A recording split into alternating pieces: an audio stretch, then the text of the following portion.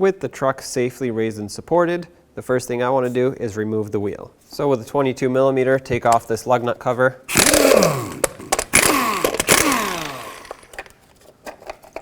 And also with the 22mm, remove all of your lug nuts.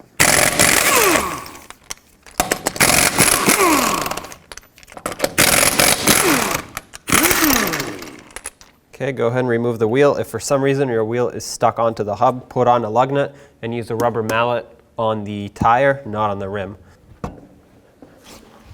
Now that the wheel's off, I'm going to start by disconnecting the outer tie rod in from the knuckle. And with a hammer, hit right here on the knuckle, that's going to break the tie rod free.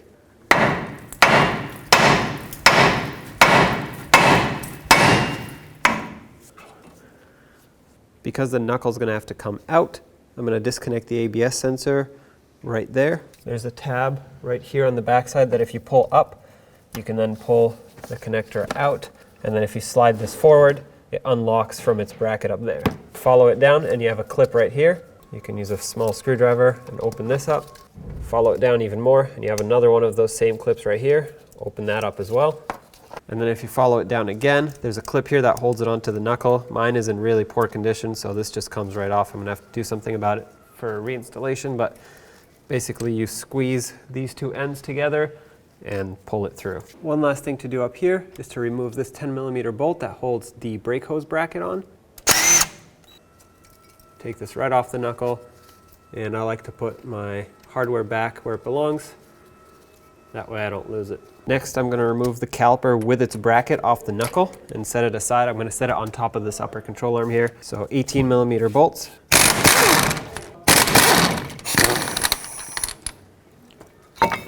Pull this off and put it safely on the upper control arm. Remove your rotor. The next thing I'd like to do is to remove the axle nut. To do that, I want to remove the cover that's holding it on. I want to pop this cover out. You can do that with something as simple as a screwdriver. Hammer it in here gently and then pry.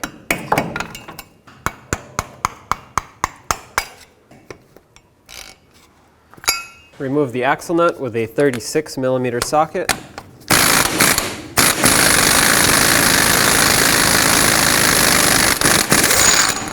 And remove this washer that's behind it. Next, make sure your axle pushes through. Mine does. If yours doesn't, take a punch and a hammer and hammer this in. The next item on the list is to remove this upper ball joint nut. I'm going to use an 18mm wrench. I'm going to go ahead and spray it with some rust penetrant. Now I'm going to work it back and forth. Hopefully that'll help break free some of the rust. Once your nut is completely free, go ahead and start it back on just a few threads. Then we're going to break free the ball joint from the knuckle with a hammer. Take a hammer and hammer right here. Okay, push your axle through. With a pry bar up here, I'm going to press down on the upper control arm, remove the nut. Once the nut is off, hold the knuckle, press the axle out, and release the upper ball joint from the knuckle.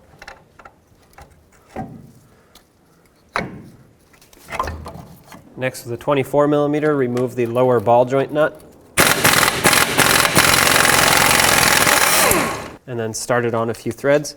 Next, I'm going to use a hammer. I'm going to hammer right here on the knuckle. That should release the ball joint stud from the knuckle.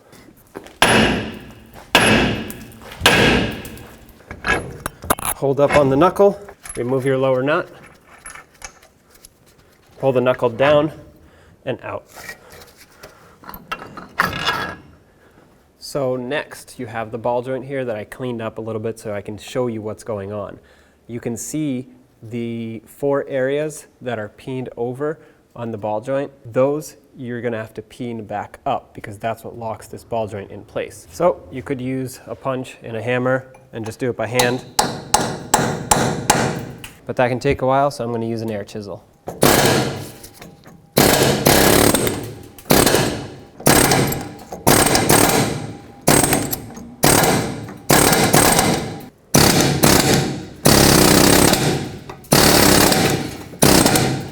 At this point, you can hammer on this with a hammer, or you can try the air hammer Just swap out the chisel bit for a hammer bit.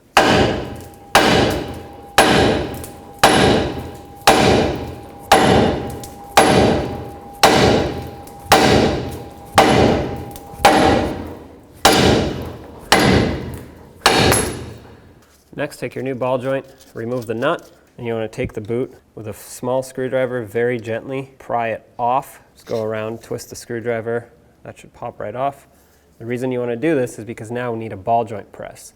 And you want the ball joint press cup to sit on this lip of the ball joint, not on the boot, because that's going to damage and rip the boot. Next, set up your ball joint press to where you find a cup that fits over the ball joint, press the ball joint in, put a cup that's larger than this hole up on top, mount the press so that it goes down with a threaded rod, and this will pull the ball joint up into its hole. Next to the 22mm socket, tighten up this bolt until the ball joint bottoms out. Of course, the whole time you want to make sure that it's going in straight, not at an angle. If it's going in at an angle, stop, pull it out somehow, and start over.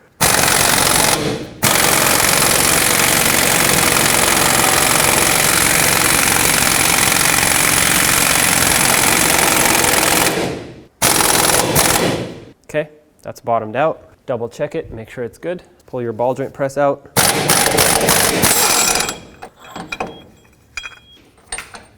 Next, put on your ball joint boot. Start it on by hand. And for this, you can actually use the cup that you use to install the ball joint.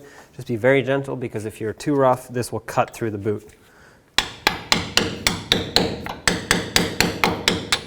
Just make sure it's seated all the way around. The next thing you want to do is get yourself some snap ring pliers. And you want to attach this snap ring around the top of the ball joint.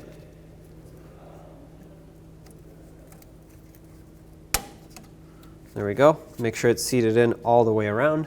The next step is going to be to take your knuckle, slide it into the lower ball joint, but also into the axle at the same time.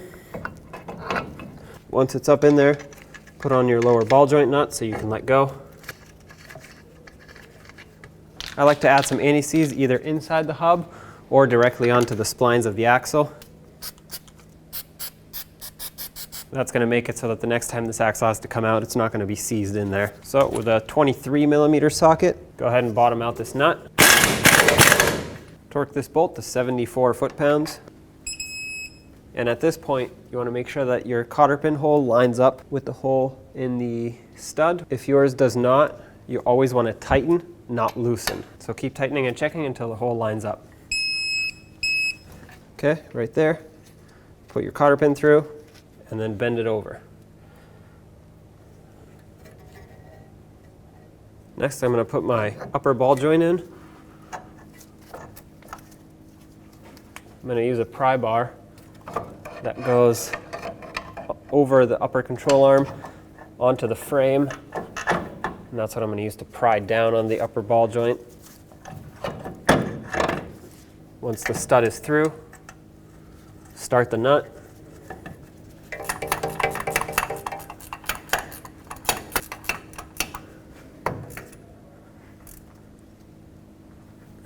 So the torque for this nut is 37 foot-pounds, but there's no way I'm going to get a torque wrench in here.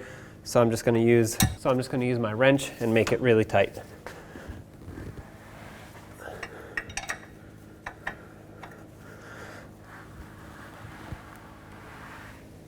That's definitely 37 foot-pounds.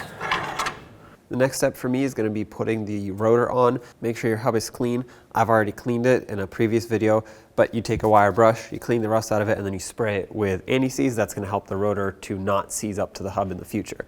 That's already done. So I'm going to take my rotor, place it on.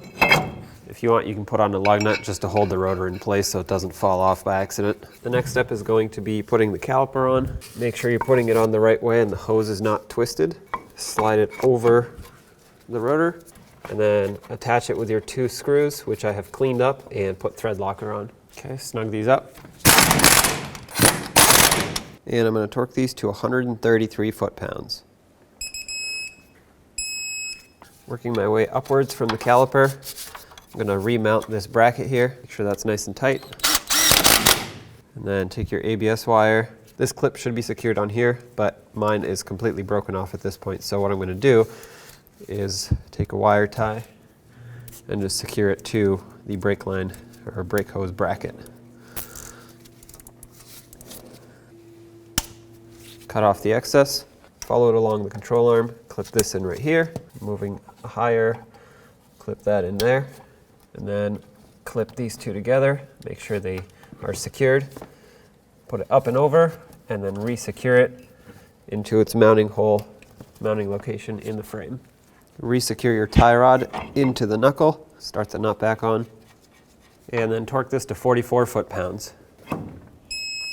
Next will be the axle nut. Make sure the axle is pushed in all the way. Put your washer on, then your axle nut itself. With it bottomed out, torque it to 177 foot-pounds. What I've set up here is a pry bar going through the lug studs. That's going to prevent this from spinning as I torque it. Put your cap back on.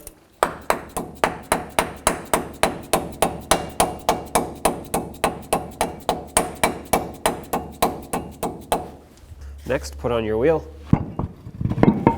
Start on all your lug nuts, bottom them out, and then torque them to 140 foot-pounds.